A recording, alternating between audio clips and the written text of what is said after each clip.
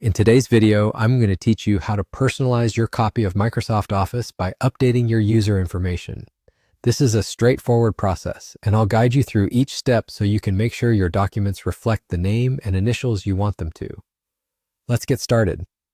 First, you'll want to open your Microsoft Word file. It's important to have your document ready because we'll be accessing some settings that are specific to your Word application. Ready? Great. Once your document is open, direct your attention to the top left corner of your screen. Here, you'll see the File tab. Click on it to open up a variety of options related to your document and application settings. This will bring up a drop-down menu. From this menu, scroll toward the bottom and select Options. Clicking this will open a new window on your screen that contains several tabs filled with settings for customizing your user experience in Microsoft Word.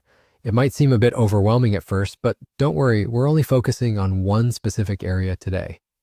Now, in the Options window, make sure you're on the General tab. This tab is usually the first option on the list, so it should appear by default.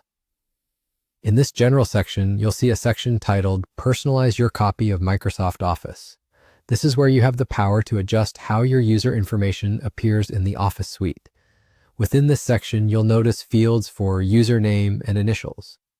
These are the details that will show up when you're collaborating on documents, making comments, or tracking changes. Go ahead and change these fields to display whatever name and initials you prefer. Perhaps you want it to display your full name, your nickname, or even your company name. The choice is entirely yours. Just make sure it's something you'd be comfortable sharing with collaborators. Once you've updated your information, simply click OK to save your changes. By doing this, you confirm that your modifications are locked in and ready to be applied across all your Office documents. At this point, you can close the Options window and return to your Word document to continue working.